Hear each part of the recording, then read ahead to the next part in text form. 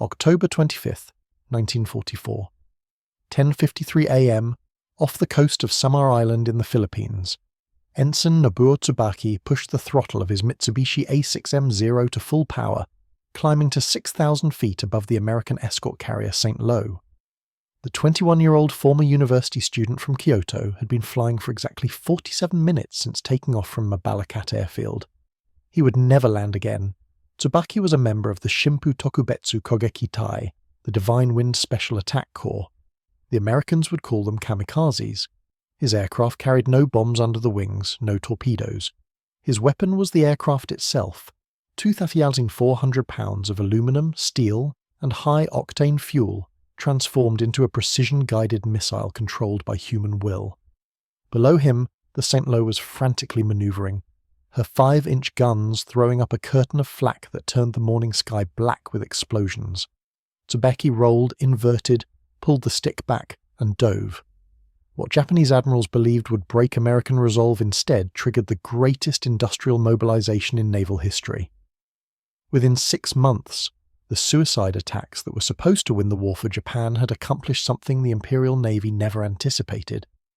They had turned the US Navy into an unsinkable armada, equipped with weapon systems that made kamikaze attacks nearly impossible, crewed by sailors trained to survive what no navy had ever faced before, and supported by a production capacity that could absorb catastrophic losses and return stronger.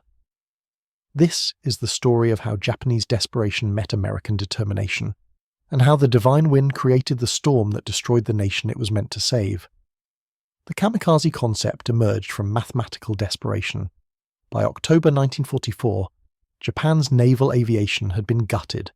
At the Battle of the Philippine Sea in June, American fighters and anti-aircraft fire had destroyed over 600 Japanese aircraft in what US pilots called the Great Marianas Turkey Shoot. The skilled pilots who had attacked Pearl Harbor, who had dominated the Pacific in 1942, were dead. Their replacements, rushed through abbreviated training programs, could barely land on carriers, much less execute complex torpedo or dive bombing attacks against ships defended by massed anti-aircraft fire. Vice Admiral Takejiro Onishi, newly appointed commander of the 1st Air Fleet in the Philippines, understood the arithmetic of defeat. Conventional attacks by novice pilots achieved hit rates of less than 2%. 2 planes out of every 100 might damage a target. The other 98 were wasted along with their pilots. But a deliberate crash required no advanced flying skills, no precision bombing technique, no complex navigation. Point the aircraft at a ship and keep the stick forward until impact. Even a mediocre pilot could do it, and the psychological effect, Onishi believed, would be devastating. Japanese military culture provided the ideological framework. The concept of certain death attacks was not new. Samurai warriors had practiced jizei, death poems written before fatal battles, for centuries. The Hagakure, the way of the warrior code, proclaimed that the way of the samurai is found in death. When faced with impossible odds, Japanese military doctrine emphasized spiritual power over material strength. If American industrial capacity was overwhelming, Japanese spiritual superiority would compensate. The kamikaze embodied this belief perfectly. One pilot, through absolute commitment, through willingness to die, could sink a ship that cost millions of dollars and carried hundreds of men. Spirit would triumph over steel. Onishi presented his plan to the 201st Air Group at Mabalakat on October 19, 1944. He needed volunteers for a special attack unit that would dive their aircraft into American carriers. Every pilot in the room raised his hand. Lieutenant Yukio Seki, a 23-year-old former instructor and one of the most experienced pilots present, was chosen to lead the first unit. When asked about his mission, Seki told a war correspondent, "Japan's future is bleak if it is forced to kill one of its best pilots. I am not going on this mission for the Emperor or for the Empire. I am going because I was ordered to." 6 days later, Seki was dead, his Zero buried in the flight deck of the St. Lo. 4 other kamikazes hit American carriers that morning. The St. Lo sank in 30 minutes, the first US carrier ever destroyed by air attack. The escort carrier Kalinin Bay, Kitkun Bay, and White Plains were damaged. 1 more kamikaze crashed into the Santee. From the Japanese perspective, the results seemed miraculous. 5 aircraft, 5 hits, 1 carrier sunk, 4 damaged. a success rate of 100% compared to the usual 2% for conventional attacks. The Americans, Onishi reported to Tokyo, would be terrified. No navy could withstand such losses. Within months, the suicide attacks would force the US to negotiate peace. The Japanese High Command embraced kamikaze tactics with the fervour of the desperate. Admiral Suemu Toyoda, commander of the combined fleet, authorized expansion of the special attack units across all air groups. The Navy alone would eventually assign over 2,800 pilots to kamikaze missions. The Army, not to be outdone, created its own suicide units, adding another 1,900 pilots. Training programs were modified to produce kamikaze pilots as quickly as possible. Flight schools that had once required 2 years to produce a carrier pilot now graduated students in 3 months. Advanced techniques like formation flying, navigation, and gunnery were eliminated. Students learned to take off, fly straight, and dive. Nothing else mattered. The aircraft themselves were simplified. The Yokosuka MXY-7 Oka, Cherry Blossom, was designed from the ground up as a piloted missile.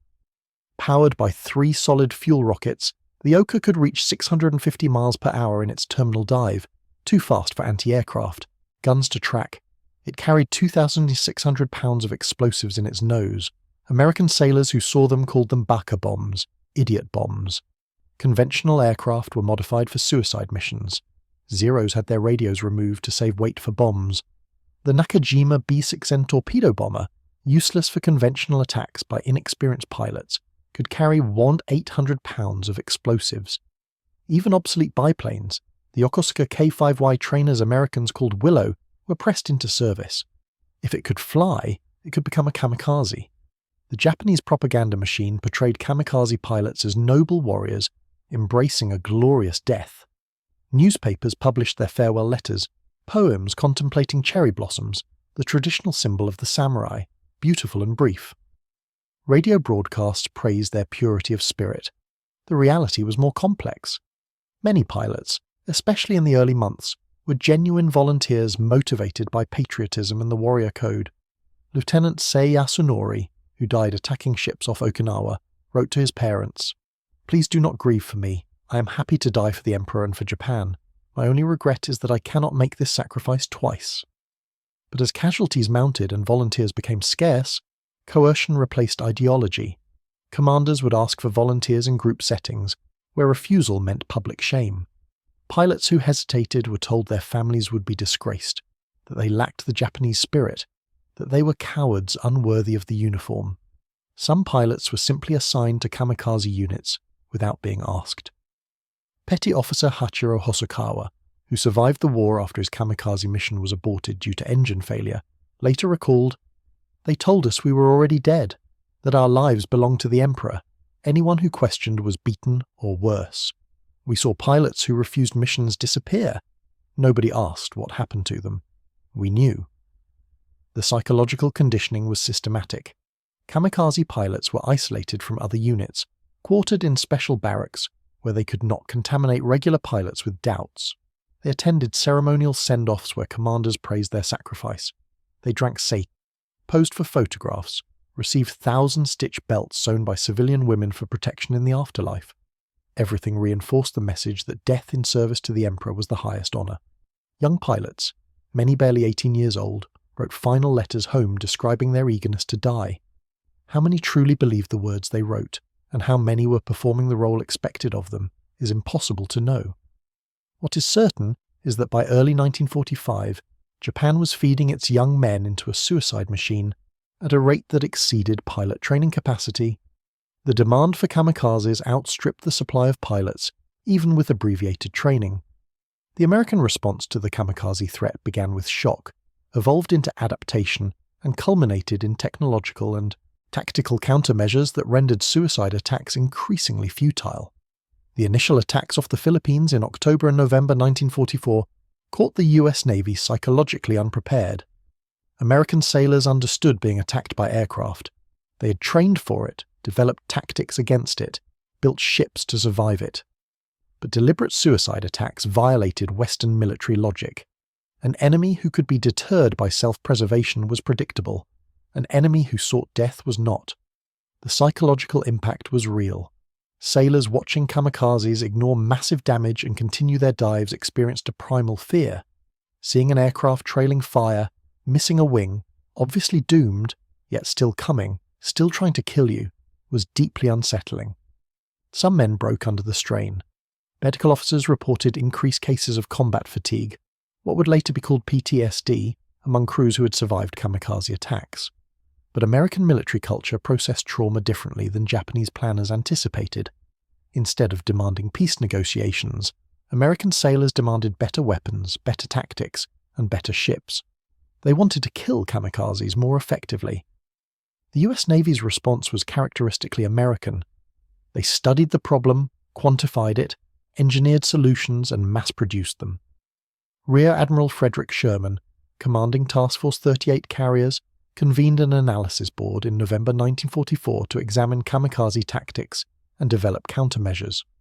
The board's findings, distributed throughout the fleet, would form the basis of anti-kamikaze doctrine. First, kamikaze attacks followed predictable patterns. Japanese pilots typically approached at medium altitude, 8,000 to 12,000 feet, to spot targets. They then rolled into steep dives, 30 to 45 degrees, accelerating to maximum speed. Most attacks came from the direction of the sun when possible, or from out of cloud cover. Approach speeds averaged 250 to 300 miles per hour, increasing to 400 plus in the final dive. Second, kamikaze pilots were not skilled. They flew in straight lines, rarely attempted evasive maneuvers, and often misjudged closing speeds. Their dives were predictable, maintaining constant angles rather than adjusting aim points. This predictability made them vulnerable to disciplined anti-aircraft fire. Third, damaged kamikazes usually crashed short or long rather than pulling out. Unlike conventional pilots who would break off a damaged attack, kamikaze pilots flew until they died, or until their aircraft fell apart. This meant that any damage inflicted had a high probability of mission kill. The board's recommendations were immediately implemented. Carrier task forces reorganized their formations to maximize interlocking fields of anti-aircraft fire. Picket destroyers were stationed 50 miles out to provide early warning and intercept incoming raids. Combat air patrols were increased from 12 to 36 fighters per carrier task force. Fighter directors on ships were given authority to vector interceptors without waiting for permission. The Hellcat and Corsair fighters proved devastatingly effective against kamikaze formations. American pilots had overwhelming advantages in aircraft performance, training, and experience. A kamikaze pilot with 60 hours of total flight time, flying a bomb-laden Zero at 180 knots, was easy prey for a Hellcat pilot with 500 hours and a 50-knot speed advantage. Lieutenant Eugene Valencia, commanding VF-9 aboard the USS Yorktown, developed the Valencia Weave, a defensive formation that allowed 4 fighters to protect each other while engaging multiple targets. Valencia's team shot down 50 Japanese aircraft in 4 months without losing a single pilot. The slaughter of kamikaze formations before they reached ships became routine. Commander David McCampbell, the Navy's top ace with 34 victories, described a typical interception off Leyte in November 1944. We bounced them at 15,000 feet. They were in no formation, just individuals heading for the carriers. Easy targets. I got 7 in one mission. They didn't even try to evade. Some were so inexperienced they stalled trying to follow my turns. They just fell out of the sky. It wasn't combat. It was execution. The statistics from the Philippines campaign supported McCampbell's assessment. Of approximately 650 kamikaze sorties launched against US ships in October, through December 1944, only 47 hit targets, a 7% success rate. American fighters intercepted and destroyed 70% of kamikaze raids before they reached the fleet. Anti-aircraft fire accounted for another 23%. The successful hits that did occur caused real damage.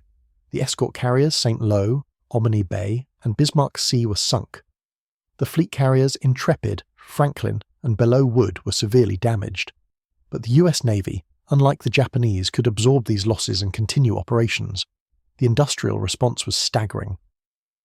For every carrier damaged, 2 more arrived from American shipyards.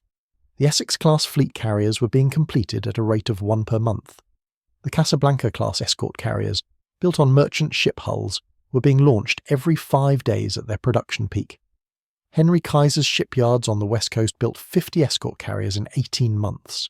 Each carrier arrived fully equipped, fully manned, with trained air groups and full ammunition loads. Japan sank the St. Lo on October 25th. The replacement CVE, the Vela Gulf, was commissioned December the 9th, 45 days later. While Japan's kamikaze pilots could occasionally sink a ship, they could not sink ships faster than American shipyards could build them. More critically, the US could replace trained crews. Every ship arrived with sailors who had completed months of training. Damage control parties drilled repeatedly on fighting fires, containing floods and maintaining power. American crews surviving kamikaze hits learned hard lessons that were immediately incorporated into training for new crews. The institutional knowledge grew with every attack. Japanese pilots, by contrast, gained no experience. Every kamikaze mission ended in death. There was no learning curve, no veteran pilots to teach new tactics, no accumulated wisdom. Each attack was executed by someone doing it for the first and only time. The asymmetry was fundamental. Americans learned and improved. Japanese died and were replaced by pilots even less trained than their predecessors. The technological response accelerated. The proximity fuse, already in use by late 1944, revolutionized anti-aircraft fire. Unlike contact fuse that required a direct hit, VT fuse detonated when they passed within 70 feet of a target. The explosion created a lethal cloud of shrapnel that could destroy aircraft without precise aim. 5-inch guns equipped with VT fuses increased their hit probability by a factor of 10. A destroyer that might have required 1,000 rounds to down an aircraft with conventional fuses could now do it with 100. The rate of fire improvement was equally dramatic. The new Mark 18 fire control radar could track incoming aircraft and direct guns automatically. Human gunners were too slow to track aircraft diving at 400 miles per hour.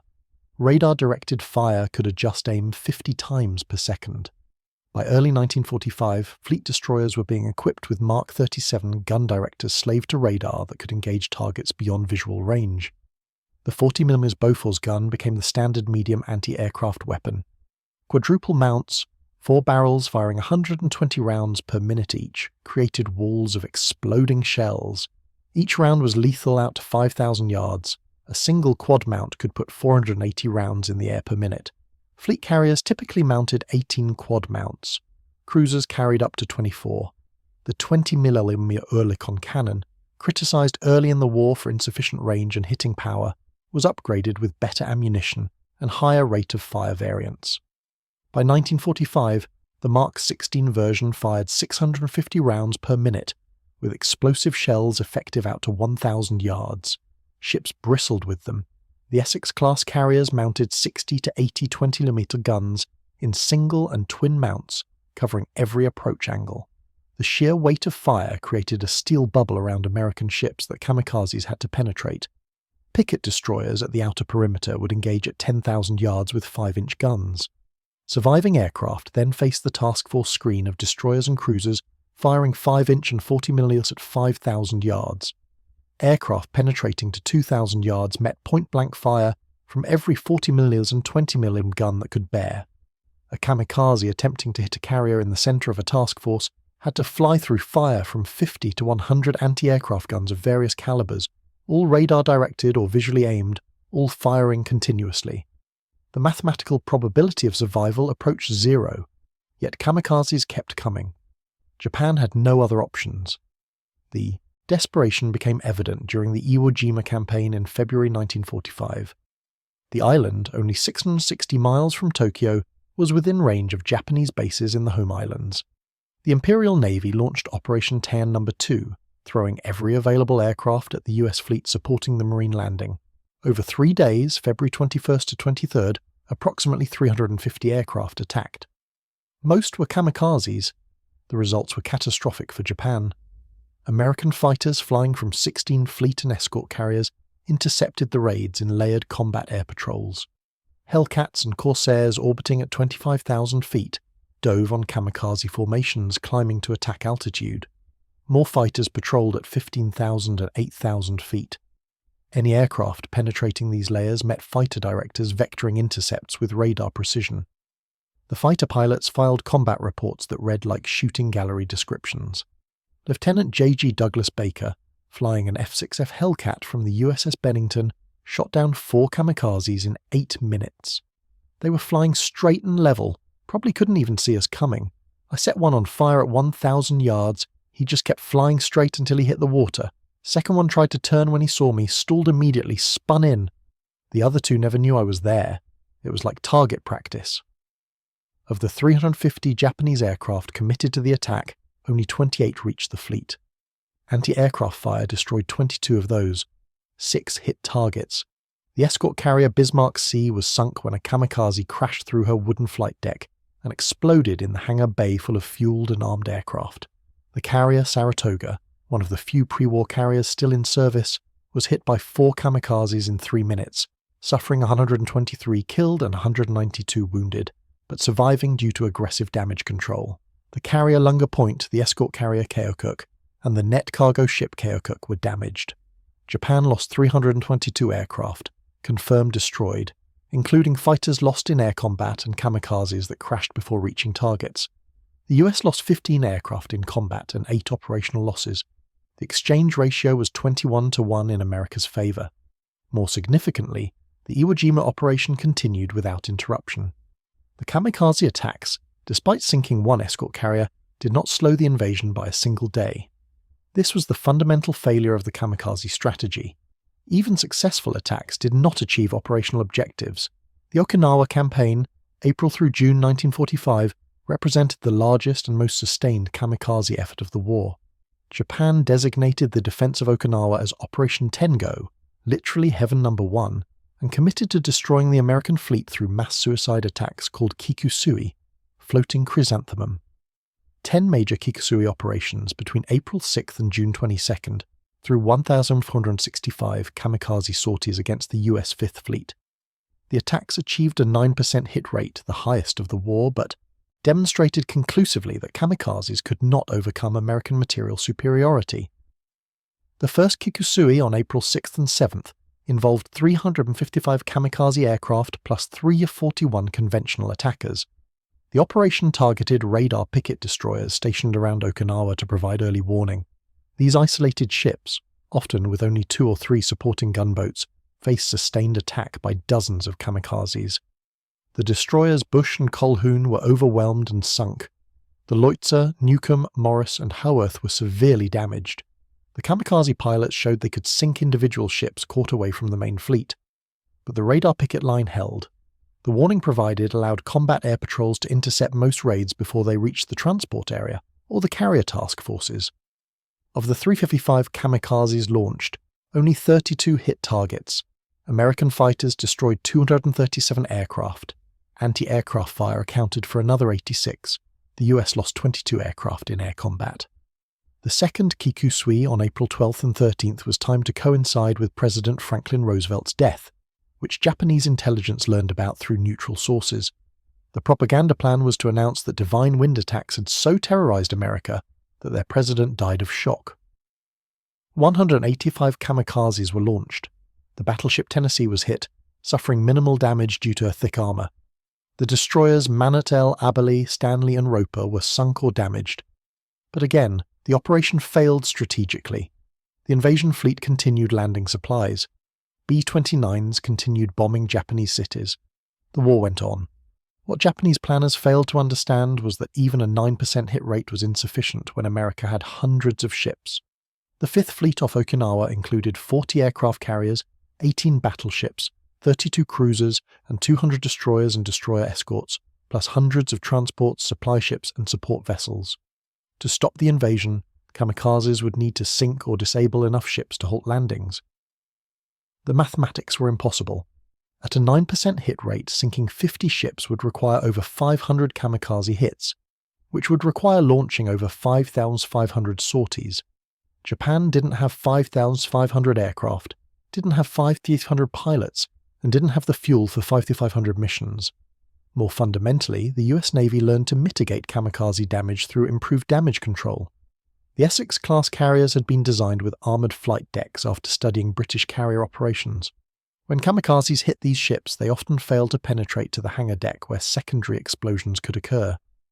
The carrier Bunker Hill was hit by 2 kamikazes on May 11th that killed 393 men and wounded 264. The fires were extinguished in 4 hours. The ship was back in combat operations within weeks. The Enterprise was hit on May 14th, suffering 13 killed but remaining operational. The wooden-decked escort carriers were more vulnerable, but they were also more expendable. The Navy had over 70 escort carriers in service by mid-1945. Losing one was acceptable. Losing one per day would have been sustainable given production rates. Japan couldn't sink ships faster than America could build and deploy them. The human cost of kamikaze attacks fell primarily on radar picket destroyers and smaller ships. These vessels, often alone or in small groups far from the main fleet, faced repeated attacks with limited anti-aircraft batteries. The crews developed a fatalistic outlook. Seaman First Class James Fahey, serving on the light cruiser Montpellier attached to picket duty, recorded in his diary, "The kamikazes came in low this morning. You can't hear them over the guns until they're right on top of you. Watched one hit the destroyer ahead of us, just flew right into the bridge. The whole ship was on fire in seconds. We got close enough to pick up survivors. Most were burned. Some were burned so bad you couldn't tell if they were clothed or naked. The smell stays with you."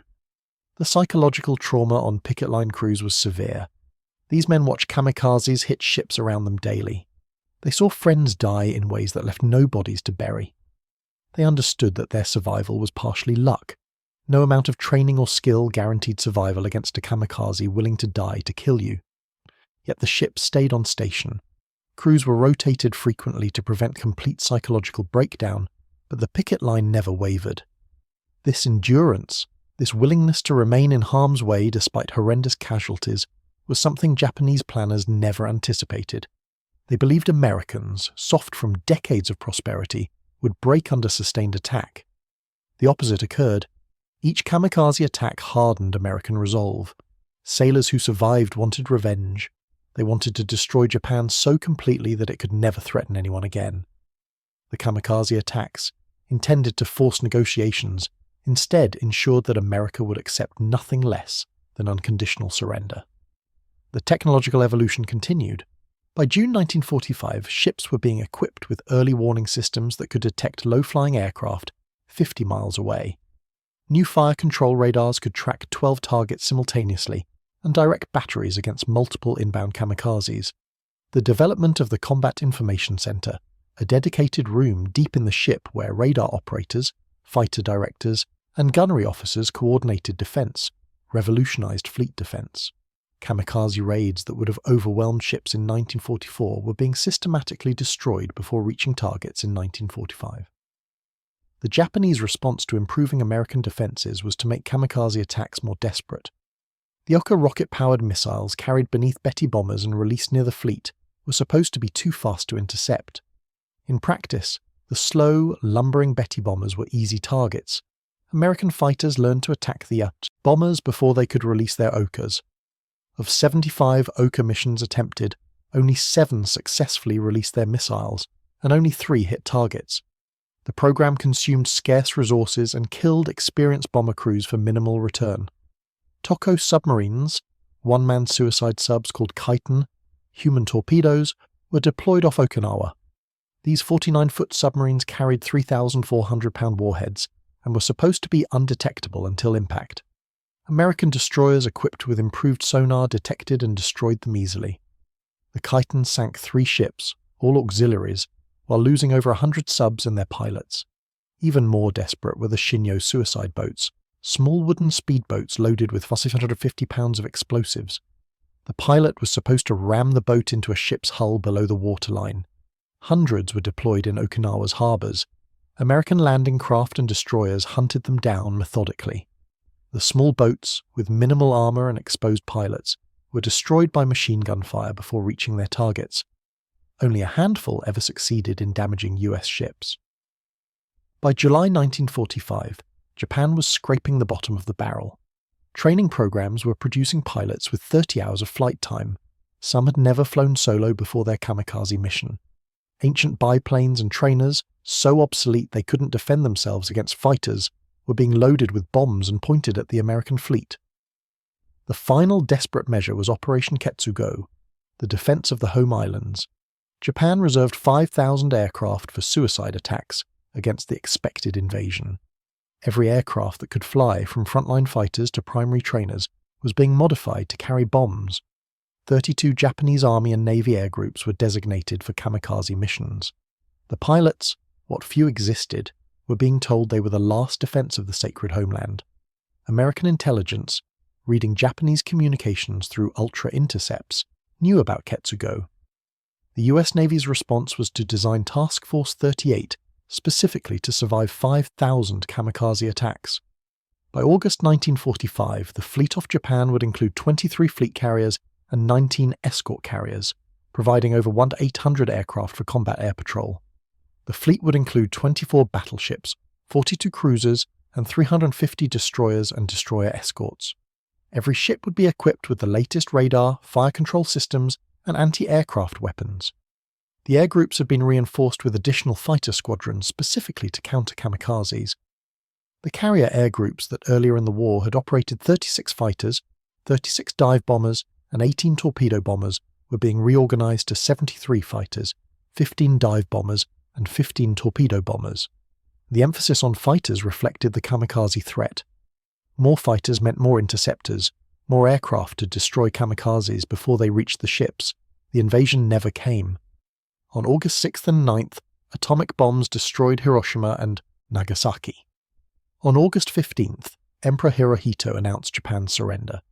The kamikaze program, which was supposed to force American negotiations, ended with Japan accepting terms dictated by the victors.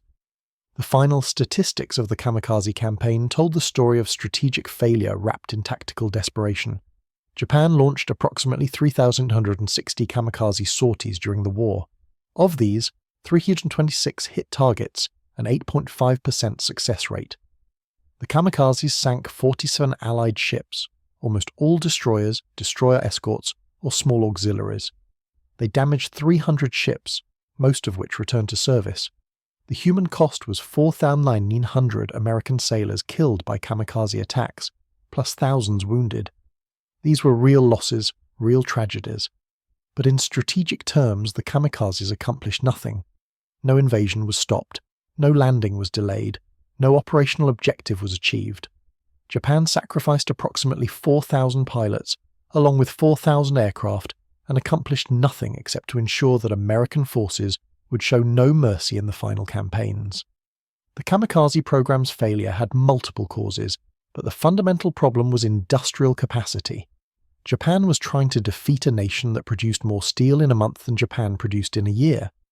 American shipyards built 141 aircraft carriers during World War II, more than all other nations combined. Japanese shipyards built 17.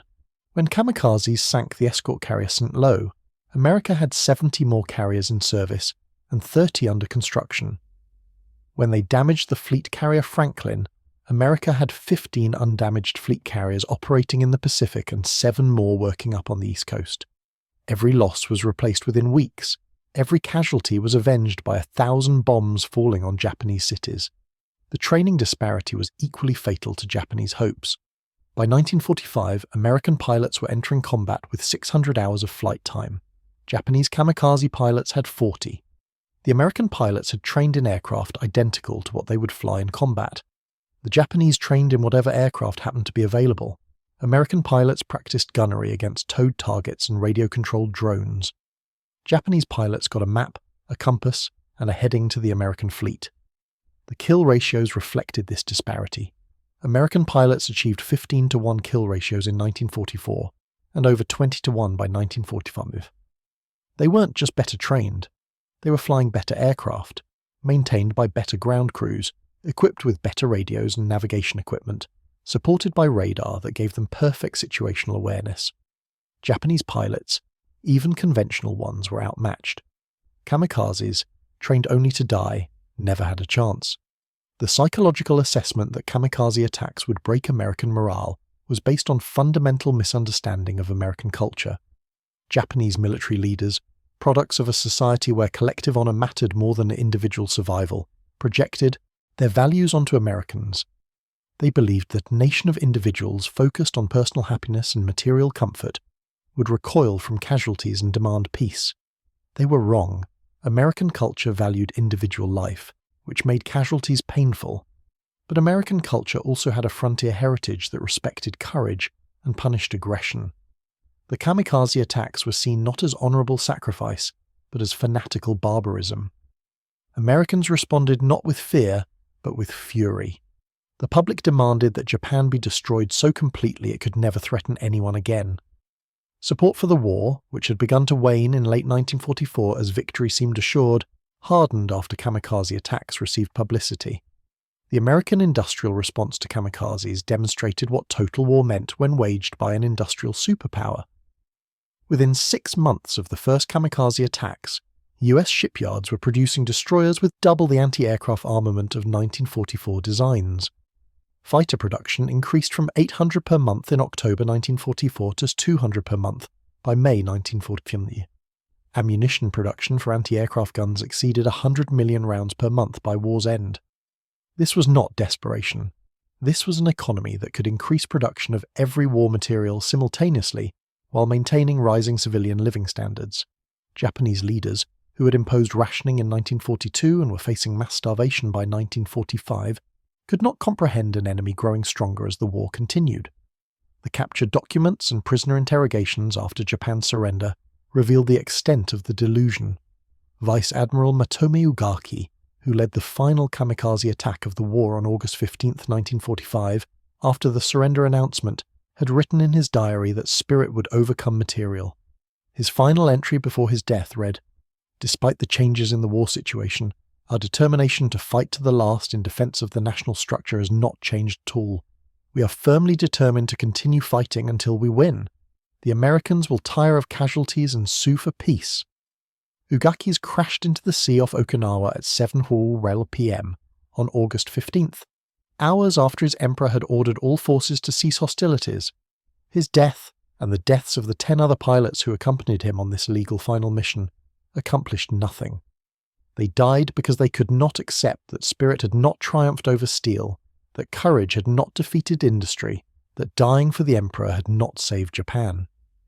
In post-war interviews, Admiral Takijiro Nishi, who had created the kamikaze program, acknowledged its failure before committing suicide on August 16, 1945.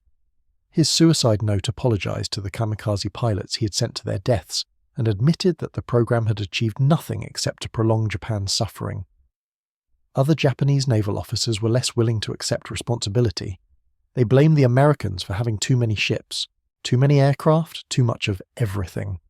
They blamed bad luck, bad weather, bad intelligence. Some blamed the kamikaze pilots themselves for insufficient spirit. None wanted to acknowledge the obvious truth that a suicide tactic employed by a collapsing nation against a rising superpower was doomed from inception. The American military conducted extensive after-action analysis on kamikaze defense. The lessons learned influenced naval doctrine for decades. The emphasis on layered defense with fighter interceptors, radar pickets, and massed anti-aircraft fire became standard doctrine. The Combat Information Center concept, initially developed to counter kamikazes, evolved into the nerve center of modern warships. The integration of radar, communications, and weapons control, pioneered in kamikaze defense, formed the foundation of modern naval warfare. The experience also reinforced American faith in technological solutions to military problems. Japanese spirit had been defeated by American engineering. Courage had been overcome by firepower. The lesson was that sufficient material superiority rendered enemy tactics irrelevant. This belief would influence American military thinking through the Cold War and beyond. The kamikaze campaign left psychological scars on both sides, but in fundamentally different ways. American sailors who survived kamikaze attacks struggled with nightmares for decades. The image of aircraft deliberately crashing into ships, the sounds of men burning to death, the randomness of who lived and who died, created trauma that no amount of victory could erase. But the trauma did not create doubt about the war's necessity. Every veteran interview, every oral history, every memoir expressed the same conviction: Japan had to be stopped completely. The kamikazes proved that negotiation was impossible with an enemy willing to die rather than surrender. For Japanese survivors, the psychological burden was different and more complex. The kamikaze pilots who failed to find targets and returned to base faced contempt from commanders who expected them to crash into the sea rather than waste the Emperor's aircraft by landing. Some were sent on mission after mission until they died. Others, like Petty Officer Hachiro Hosokawa, survived through mechanical failures or weather aborts and lived with guilt for decades. Post-war interviews with these men revealed the psychological torture of being ordered to die, surviving by chance, then being ordered to die again. The ground crews who maintained kamikaze aircraft, who knew every pilot they serviced would die, developed their own trauma. Mechanic Takeo Yoshikawa, who served at Kanoya Air Base in Kyushu during the Okinawa campaign, recalled, "We would work all night preparing the aircraft. In the morning the pilots would come, boys really 18 and 19 years old. We would help them into the cockpit, make sure everything was ready. They would bow, we would bow, then they would take off. We knew they were already dead. Some of them knew it too. You could see it in their eyes. Not determination, terror. But they went anyway because refusing meant dishonor worse than death. I prepared 63 aircraft for kamikaze missions. I knew every pilot's name. None came back." The civilians who embraced the kamikaze mythology also faced post-war reckoning. The propaganda had been pervasive. Newspapers had published glowing accounts of kamikaze victories, claiming dozens of American carriers sunk. Radio broadcasts featured dramatic reenactments of suicide attacks. School children were taught to idolize kamikaze pilots as the ultimate expression of Japanese virtue. When the truth emerged after surrender that the kamikazes had accomplished almost nothing, that Japan had sacrificed thousands of young men for no strategic gain, the disillusionment contributed to the complete collapse of faith in the military government. The myth that spiritual power could overcome material weakness, that Japanese virtue made them invincible, shattered against the reality of total defeat. The kamikaze program had been the ultimate expression of this myth, and its failure discredited the entire ideology. American analysis of captured kamikaze training materials revealed the systematic indoctrination. Training manuals emphasized that crashing into American ships was not suicide but certain victory attack. The distinction was important in Japanese military culture. Suicide implied despair and selfishness. Certain victory attack implied tactical brilliance and selflessness. The manuals provided detailed instructions on attack angles, which parts of ships to target, how to maintain control during the final dive. They included inspirational quotes from historical warriors, poems about cherry blossoms falling gracefully, references to divine wind that had saved Japan from Mongol invasion in 1281. What the manuals did not include was any realistic assessment of success probability, any acknowledgement that most kamikazes would be shot down before reaching targets, any discussion of what happened to pilots who survived failed missions. The training was designed to produce willing sacrifices, not informed warriors. The young men who volunteered, or who were volunteered, knew only what they were told: the glory of dying for emperor and nation, the certainty that their sacrifice would save Japan, the honor that would accrue to their families. They did not know that American radar could detect them 50 miles away, that American fighters could intercept them long before they saw any ships, that American anti-aircraft fire had become so effective that penetrating it was nearly impossible. They did not know that Japan was already defeated, that their deaths would change nothing, that they were being sacrificed to delay the inevitable by days or weeks. The ethical debate about kamikaze tactics began during the war and continues today. American military leaders viewed deliberate suicide as barbaric and contrary to military honor. The concept that a commander would order men to die in attacks that had no chance of success violated Western military ethics. Soldiers were supposed to take risks, accept casualties, but not be ordered to certain death. The Japanese perspective, rooted in Bushido warrior tradition, saw kamikaze attacks as the highest form of loyalty and courage. To die in service of the emperor was to achieve immortality. To refuse was unthinkable. But even within Japan, not all military leaders embraced suicide tactics. Admiral Isoroku Yamamoto, who planned the Pearl Harbor attack and died in 1943, had argued against suicide tactics. He believed that Japan's slim hope of victory lay in skilled pilots using advanced tactics, not in throwing away pilots and aircraft. His successor, Admiral Minichi Koga, also opposed kamikaze tactics initially, arguing that Japan needed to conserve pilots for the decisive battle. But by late 1944, there were no skilled pilots to conserve, no advanced tactics that could succeed, no hope of decisive battle. The kamikaze program emerged from the ashes of Japan's naval aviation, a desperate attempt to achieve something, anything, with resources that could not be used conventionally. The strategic miscalculation at the heart of the Kamikaze program was the belief that sinking ships would force America to negotiate. This revealed fundamental ignorance of American political culture. The United States had entered World War II after Pearl Harbor united the nation in fury. Roosevelt's declaration of war passed Congress with only one dissenting vote. The American public supported unconditional surrender from 1943 onward. Casualties, while painful, did not diminish this resolve. If anything, casualties increased determination. The Kamikazes killed nearly 5,000 American sailors. This was terrible, but in the context of a war where America suffered over 400,000 total deaths, it was sustainable. More Americans died in training accidents than died from kamikaze attacks. The idea that kamikaze casualties would break American will demonstrated how thoroughly Japanese leaders misunderstood their enemy. They projected their own cultural values onto Americans and assumed that a nation without Bushido tradition would collapse when faced with fanatical resistance.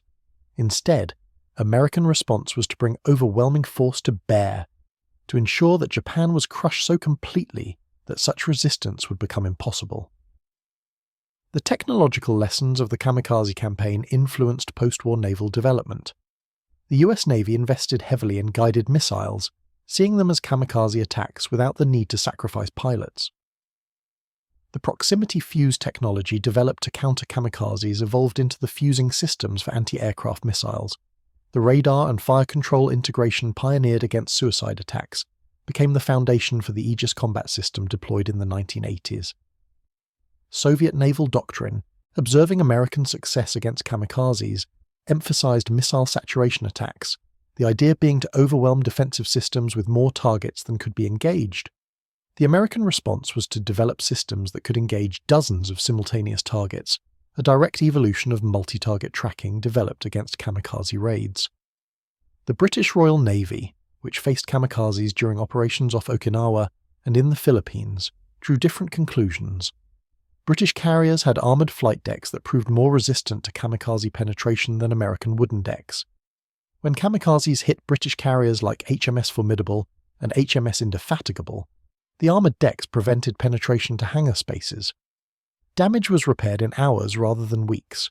This experience reinforced British commitment to armoured carriers, while American experience led to larger air groups and improved damage control rather than armoured decks.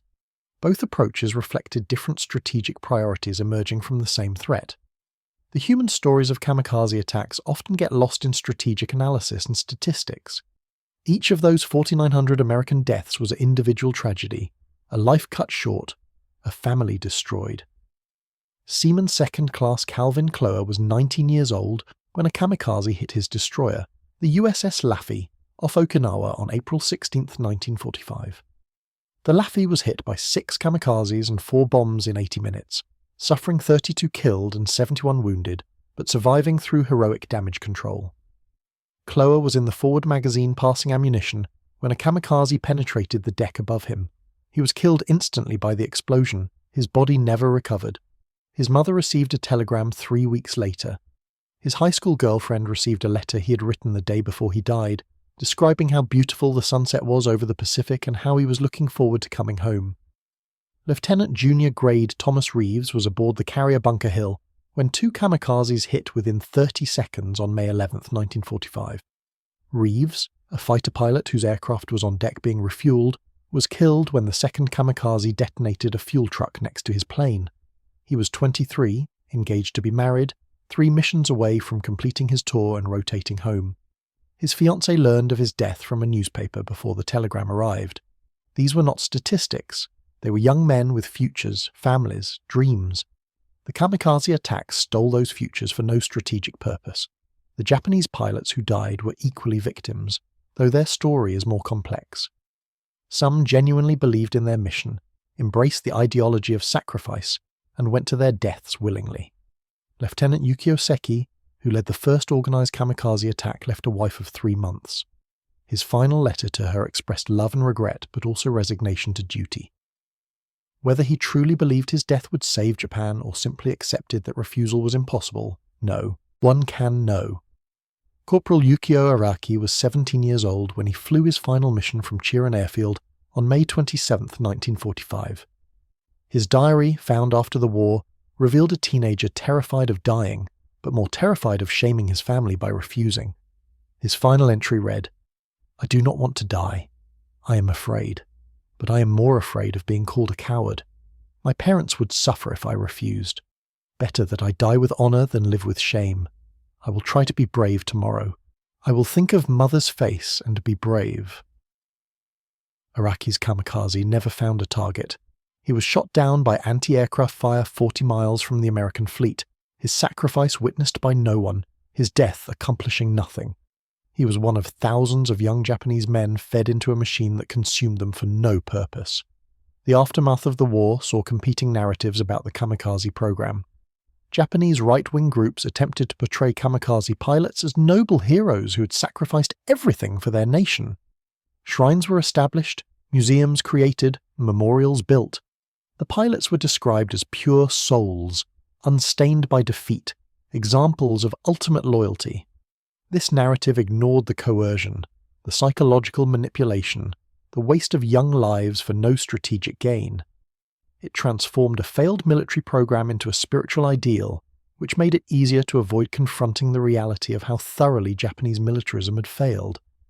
American veterans organizations pushed back against romanticization of kamikaze attacks. They emphasized that deliberate suicide attacks were not noble but barbaric, not heroic but fanatical.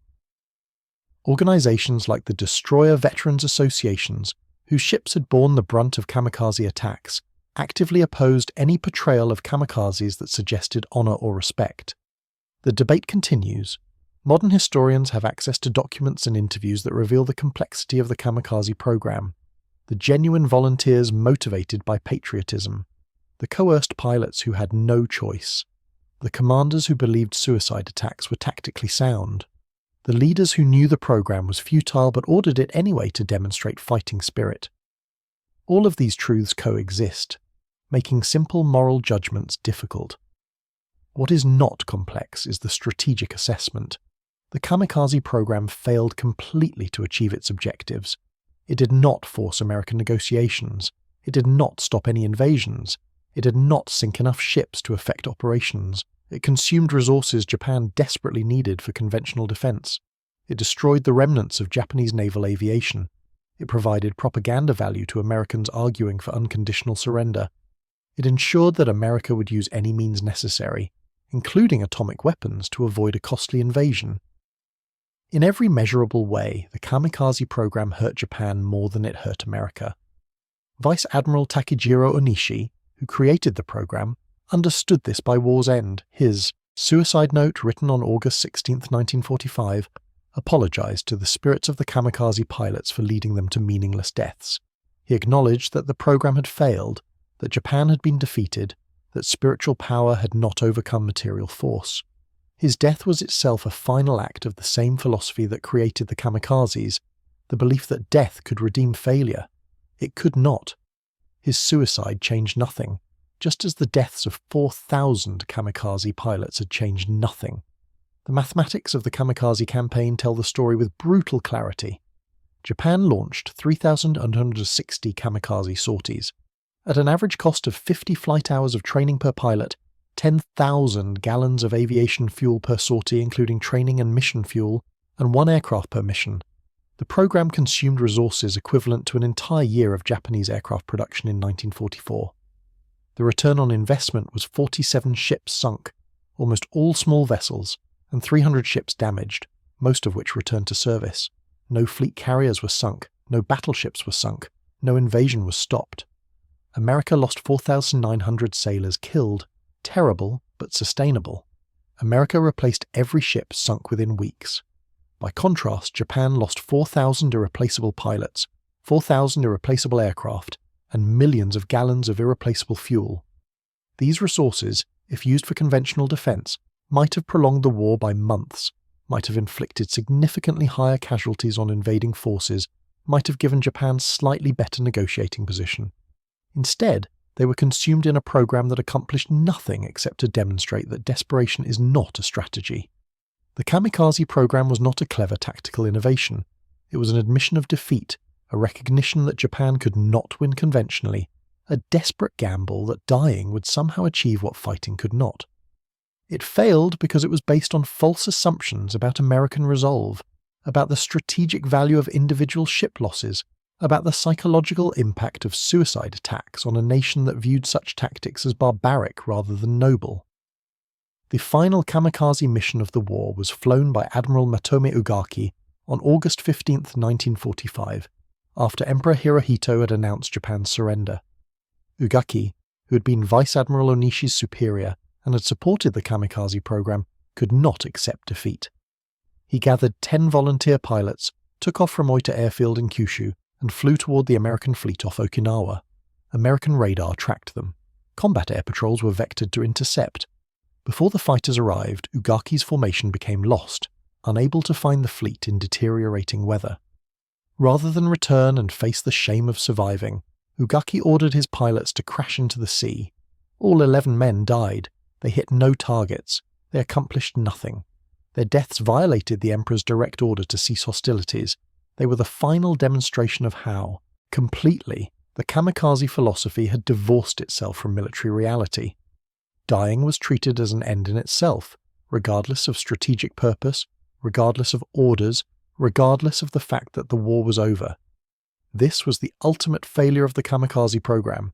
It had created a culture where death was valued over effectiveness, where sacrifice was praised regardless of results, where continuing to fight mattered, more than winning or even surviving. This culture ensured Japan's defeat and then persisted beyond defeat, killing men even after their emperor had ordered them to stop. It was the apotheosis of spirit over strategy, courage over calculation, ideology over reality. And it accomplished nothing except to add 11 more names to the list of Japanese military dead, men who died for no purpose except to prove they were willing to die. The Americans watching on radar as Ugaki's formation disappeared from their screens did not scramble fighters, did not fire at the aircraft, did not pursue them. The war was over. There was no point. The kamikazes crashed into the sea and vanished, as futile in their final mission as they had been in their first. The United States Navy sailed on victorious, having survived everything Japan had thrown at it. The sky belonged to America, not because American pilots were braver or more skilled individually, though many were both. Not because American admirals were tactical geniuses, though some were brilliant. The sky belonged to America because America could build 100 ships for every one Japan sank, train 1,000 pilots for every one Japan sacrificed, and fight with industrial capacity that made Japanese desperation irrelevant. Japanese admirals thought the kamikaze would break American resolve. They were wrong. The kamikazes broke themselves against American steel, American technology, American production, and American determination. In the end, the divine wind blew only for America, propelling the greatest naval fleet in history to complete and total victory. Japan surrendered unconditionally on September 2, 1945. Not one word of the surrender terms was negotiated. America dictated every condition. The kamikaze program, which was supposed to force negotiations, ended with Japan accepting whatever America demanded. The 4,000 pilots who died accomplished exactly nothing except to ensure that their nation's defeat was total, unconditional, and absolute. That is the true legacy of the kamikaze. Not noble sacrifice, not spiritual victory, not honorable defeat. Just waste. Waste of young lives. Waste of scarce resources. Waste of a nation's future. The Japanese admirals who thought suicide attacks would break America were not just wrong. They were catastrophically, tragically, fatally wrong. And 4,000 young men paid for that mistake with their lives.